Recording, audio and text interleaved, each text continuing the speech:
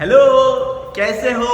आज हमारा Sunday school syllabus 17 है। आज भी बहुत इंटरेस्टिंग स्टोरी, मेमोरेबल और कलरिंग एक्टिविटी भी है, तो आप लोग बने रहना। आज के सिलेबस में जाएंगे हम लोग। Come on, let's go.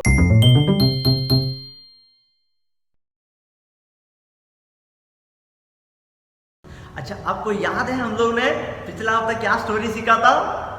यीशु मसीह जिंदा उठे। उसका पिछला हफ्ता यीशु मसीह का मृत्यु हुआ, उनको बंद किया गया कब्रिस्तान में। लेकिन उसके पहले हम लोग क्या चीज के बारे में स्टोरी देख रहे थे? हाँ, वेरी गुड, अब्राहम के बारे में, फिर लोत के बारे में हमने देखा। और अब्राहम को एक बेटा भी हुआ था, उसका नाम क्या था? वेरी गुड, आइजैक था उसका नाम। आज हम लोग उसी आइजैक का लाइफ से ही हम लोग बाइबल का स्टोरी देखने वाले हैं। आइजैक को मैरिज हुआ, उसका वाइफ का नाम था रेबेका, और उनको 2 बेटे लोग भी हुआ। सबसे बड़ा बेटे का नाम येसा था और दूसरा बेटे का नाम याकूब था। क्या था? याकूब था। पहला बेटे का नाम येसा था, दूसरा बेटे का नाम याकूब। उसका एक अच्छा सुंदर परिवार भी था, और उस समय अब्राहम का मृत्यु भी हो गया था। और जो ईसाक था, अपने परिवार के साथ वो पलिश्तियों के देश पर जाकर रहने लगा। और उस समय पर बहुत बड़ा अकाल हो गया था, यानी कि इन्फ्लेशन हो गया था।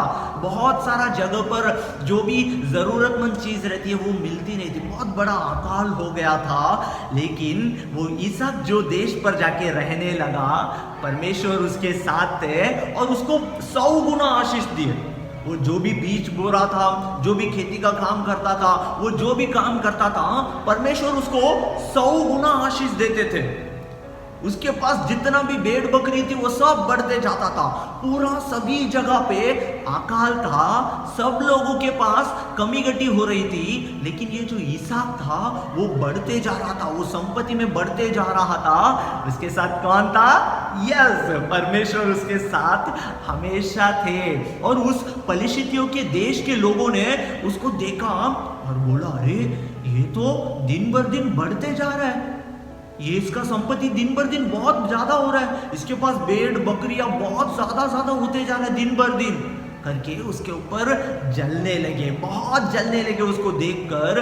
तो उन्होंने क्या किया, उस पलिश्ती के लोगों ने, जो अब्राहम था उस देश में उसने कुआं खोद के रखा था। कुआं क्यों खोदते हैं? पानी के लिए, जो भेड़ बकरी को पानी पीने के लिए या फिर इंसानों को पानी पीने के लिए वो कुआं खोद कर रखते हैं, अंदर से पानी आता है। तो अब्राहम ने जितना भी कुआं खोदा था, वो पलिश्ती के लोगों ने मट्टी डाल के वो कुआं को बंद कर दिया। पूरा कुआं को उन्होंने बंद कर दिया और ईसाक के साथ झगड़ा करने लगा। बोले, तू कौन है यहाँ पर रहने वाला? तू यहाँ से निकल जा, तू दिन भर दिन बड़ा होते जा रहा है, क्या हम लोगों से बड़ा है क्या? ऐसा करके वो लोग ईसाक से झगड़ा करने लग रहे थे।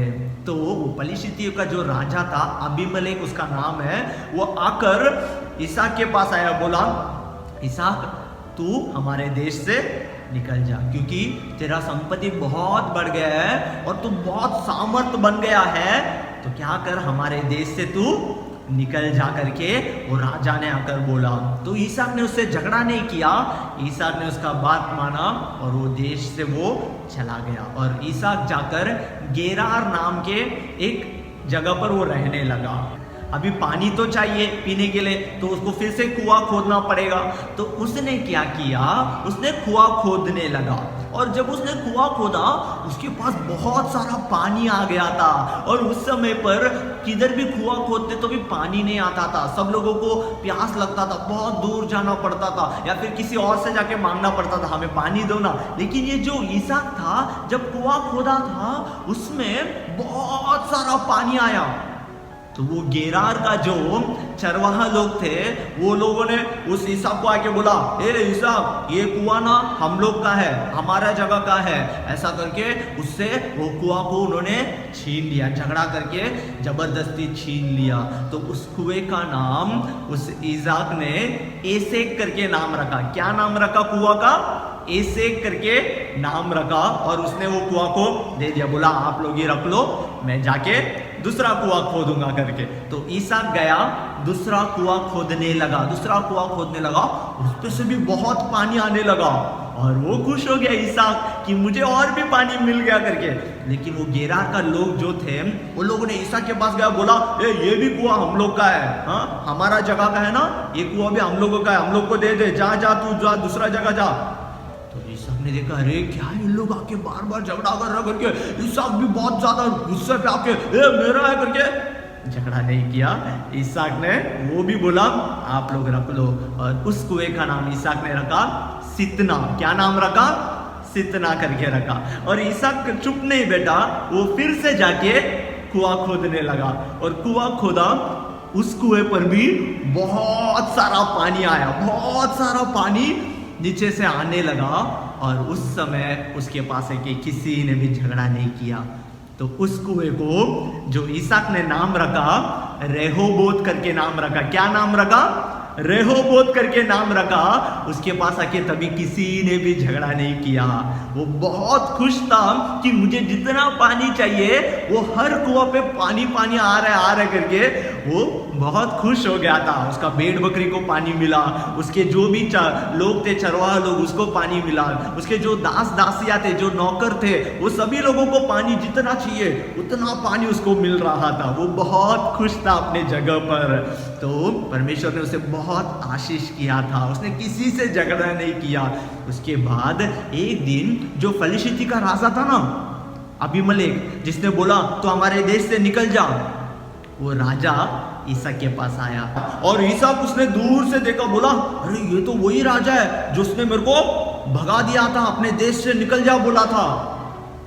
और ईसाक ने उसको सवाल किया, आप तो मुझे और मेरे लोगों को आपके गांव से बेच दिए, भगा दिए, अभी हमारे पास क्यों आए? ऐसा करके ईसाक ने सवाल किया। तो वो अबीमेलेक जो राजा था उसने जवाब दिया, ईसाक मैं जानता हूं अच्छी तरह तेरे साथ परमेश्वर है और परमेश्वर ने तुझे बहुत आशीष किया है और तेरे साथ वो यहोवा परमेश्वर हमेशा है। तो इसके लिए मैं तेरे साथ एक वाचा बांधने आया हूँ। क्या करने आया है? एक प्रॉमिस करने आया हूँ, एक अग्रीमेंट करने आया हूँ। तो वो बोला क्या अग्रीमेंट करना है आपको मुझसे? तो वो राजा ने बोला आप और हम कभी लड़ाई झगड़ा नहीं करेंगे, आप हमारे साथ शांति से रहना चाहिए। ऐसा करके वो अग्रीमेंट डालने आया। मतलब जो फलिस्ती का राजा अबीमेलेक है वो इस सब को देख के डर गया था, अरे इसके साथ तो यहोवा परमेश्वर है और इसको बहुत आशीष कर रहे हैं, अगर इससे हम झगड़ा करेंगे या फिर वो हमसे झगड़ा करने आ जाएगा तो जरूर हम हार जाएंगे करके वो जो राजा था वो डर गया और ईसाक के पास आके बोला कि हम लोग दोनों एक अग्रीमेंट कर लेंगे, अभी से हम लोग कभी झगड़ा नहीं करेंगे, हम लोग दोनों फ्रेंड्स बनकर रहेंगे, आप भी हमसे झगड़ा नहीं करना और हम भी आपसे झगड़ा नहीं करेंगे। तो ईसाक ने क्या बोला होगा? ईसाक ने वो सब लोगों को बिठाया अपने जगह पर, सब लोगों को खाना बांटा और सब लोगों के साथ उसने पूरा खाना खाकर अगले दिन सुबह उठकर उसने उनको प्रॉमिस किया, बोला हम लोग आपसे कभी झगड़ा नहीं करेंगे, हम लोग दोनों शांति से जिएंगे, फ्रेंड्स बनकर रहेंगे करके ईसाक ने वो राजा के पास प्रॉमिस किया। तभी वो राजा खुशी से अपना जगह गया। तभी ईसाक के कुछ नौकर लोग भाग के आए, बोले मालिक हमें ना एक और कुआं मिला, उस कुआं पे भी बहुत पानी है, बहुत ज्यादा पानी है, ऐसा करके बताने लगे। तो ईसाक बहुत खुश हुआ और उस कुएं का नाम रखा शेबा करके, उस कुएं का नाम रखा। ईसाक को परमेश्वर यहोवा हमेशा आशीष किए। ईसाक ने किसी से झगड़ा नहीं किया, ना उस राजा से झगड़ा किया, ना उस फलिस्ती के लोग जो उससे झगड़ा करते थे उनसे झगड़ा किया नहीं, या फिर जो गेरार के लोग थे उसका कुआं को उनसे छीन लिया, तो भी ईसाक ने झगड़ा नहीं किया। जब वो राजा ईसाक के पास आए तभी भी ईसाक उससे झगड़ा नहीं किया, उससे शांति से रहा। तो बच्चों हमारे जीवन पर भी हमें जो बुराई करते हैं उन्हें बुराई ही करना है वैसा मत सोचो, अच्छा ही करना सीखना चाहिए। ठीक है, तो इसे आप याद रखोगे। जैसे ईसाक को परमेश्वर ने आशीष किया, हमें भी जरूर आशीष करेगा। ओके, अभी हम लोग वचन देखेंगे।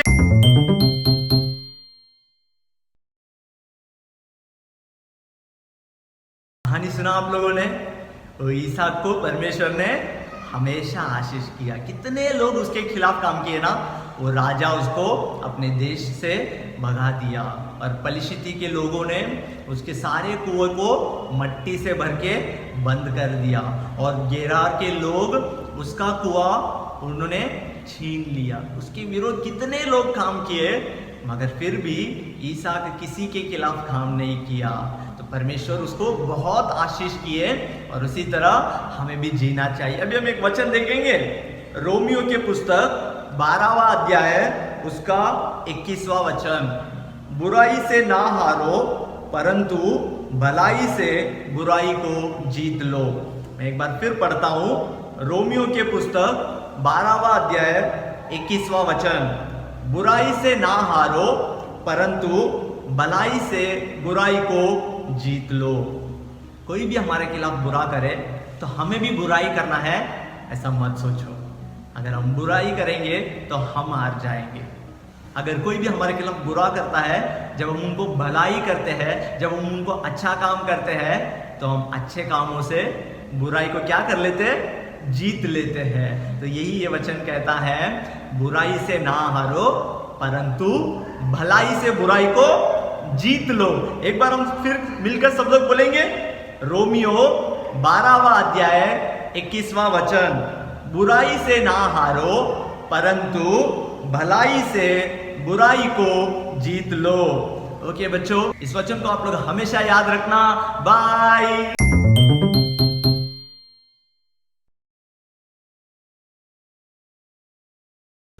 आज हम लोग एक कलरिंग देखेंगे, और उस कलरिंग के साथ साथ में ही हम लोग स्टोरी रिलेटेड एक मॉरल कंक्लूजन भी बच्चों को देंगे। एक ब्लैंक पेपर हम लोग बच्चों को दे देंगे, जिसमें कुछ भी नहीं होगा। एक ब्लैंक पेपर देंगे, और उनको हम लोग बोलेंगे, इस पर वो लोग अपना हाथ को रख के उसको आउटलाइन करना चाहिए। यानी कि हाथ रख के वो लोग पेंसिल से एक आउटलाइन मारना चाहिए उनका हाथ को, और उसको वो लोग कलरिंग करना चाहिए। सभी बच्चों को बोलेंगे, छोटे बच्चे, बड़े बच्चे, जितने भी लोग रहेंगे, सबको कलरिंग करने बोलेंगे। फिर वो कलरिंग करने के बाद कुछ ऐसा दिखेगा, थोड़ा इंटरेस्टिंग, थोड़ा डिफरेंट वे सोचकर बच्चों को कलरिंग करने बोलो। कुछ अलग अलग क्रिएटिविटी सोचकर उनको कलरिंग करने बोलो अच्छे से। और जब भी सभी बच्चों का कलरिंग हो जाएगा, तो आप सभी लोगों से कलेक्ट करना, और सभी लोगों को वो कलरिंग दिखा के पूछना किसका ज़्यादा अच्छा है। एक एक बच्चों को आप पूछना कि किसका आपको ज़्यादा अच्छा लगा। तो कुछ बच्चे बोलेंगे मेरा ही सबसे ज़्यादा अच्छा है करके बोलेंगे। तो दूसरे बच्चों को भी आप पूछना, तो ये कौन सा आपको सबसे ज़्यादा अच्छा लगा। तो बच्चे बोलेंगे वो वाला कलरिंग बहुत अच्छा है। तो आप उस बच्चे को पूछना, क्या तुझे कलरिंग चाहिए क्या। तो अगर वो बच्चा ने हाँ बोला, तो आप उस कलरिंग जिसका है उसको पूछना, क्या हम लोग उसको कलरिंग दे देंगे क्या। तो अगर उसने बोला नहीं मुझे नहीं देना है मेरा वाला, तो आप उसको पूछना कि ये आपको कलरिंग नहीं देना चाहती है, तो आप आपका ले लेंगे, ऐसा करके आप पूछना बच्चों को। तो ऐसा आप अलग अलग बच्चों से पूछकर उनका ओपिनियन लेकर उनसे आप इंटरैक्ट कर सकते हो। हम मॉरल उनको यही बताएंगे, हम दूसरों की चीज़ों पर लालच नहीं करेंगे, दूसरों को चीज़ों को लेकर हम झगड़ा नहीं करेंगे। जो भी परमेश्वर ने हमें दिया है हम उससे ही खुश रहेंगे और उससे बहुत प्यार करेंगे करके हमें मॉरल बच्चों को बताना है। तो इस कलरिंग विथ मॉरल कंक्लूजन जरूर आप संडे क्लास में अप्लाई करना। Okay bye.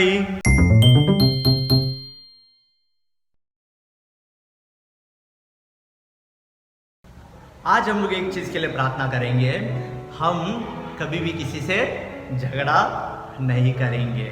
हम कोई भी हमसे झगड़ा भी करे, कोई हमसे बुरा भी बोले, तो भी हमें उनको माफ करने का गुण हमारे अंदर आना चाहिए ना। कोई भी हमें गाली देता तो तुरंत हम भी गाली देते थे, कोई हमें मार देता तो तुरंत हम भी उनको मार देते हैं ना। नहीं नहीं नहीं, हमें परमेश्वर के बच्चे के समान हमें रहना जरूरी है, हमारे अंदर माफ करने का गुण रहना जरूरी है। तो अभी हम लोग प्रार्थना करेंगे कि यीशु मसीह हमें दूसरों को माफ करने के लिए, हमारे अंदर गुण देने के लिए हम लोग प्रार्थना करेंगे। सभी बच्चे हाथ जोड़ेंगे और आंखें बंद करेंगे।